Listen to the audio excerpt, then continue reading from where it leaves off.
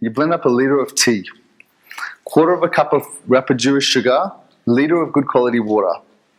You let that tea cool down. It must be cool to at least room temperature, otherwise you're going to kill your kombucha Scoby. Then you put the tea in the pot. Then you will add your starter. So the starter is going around, so you've seen it. The most important element of the starter is the actual tea. So within the starter is 100 ml of starter tea, enough to ferment a litre of tea.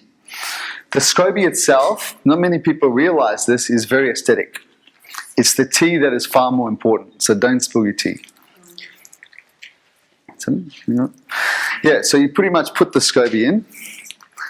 You leave that for 7 days, so this is a regular. You leave it for 7 days, and after 7 days, you'll notice that a new Scoby will form on the top. So, and each batch will grow a new Scoby. And people always ask me, I've got all these Scobies, what am I going to do with it? Feed it to your dog, make kombucha jerky. There's all these recipes on the internet. Go for your life. Jerky, yeah.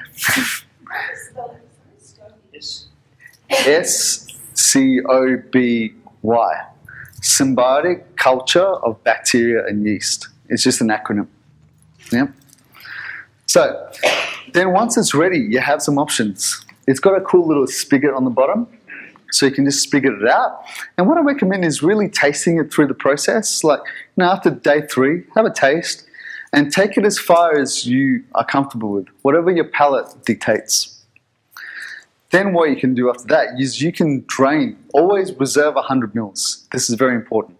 Always reserve 100 mils of that batch to start your next batch. If your next batch is going to be 2 litres, then you reserve 200 mils. Does that make sense? So you keep the ratio the same.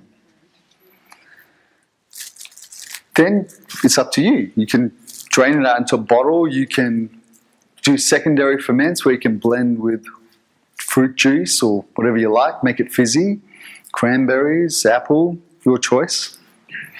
The other option with a kombucha pot, which is pretty cool, which is what we do, is we do continuous ferments. Does anybody do continuous ferments? You do continuous ferments. So what you do is, so rather than doing a batch process where you're doing it every 7 days, is after the first 7 days, whatever you take out, you replace immediately with plain tea and sugar, of course. So you'll have a pre-blended batch of sugar tea kept. Whatever you dispense, so if you dispense 500 mils, top up with 500 mils again. And that's a continuous ferment. That speeds the process up so you don't have to do batch ferments every 7 days. Jun kombucha is exactly the same process. Identical, but with green tea and honey.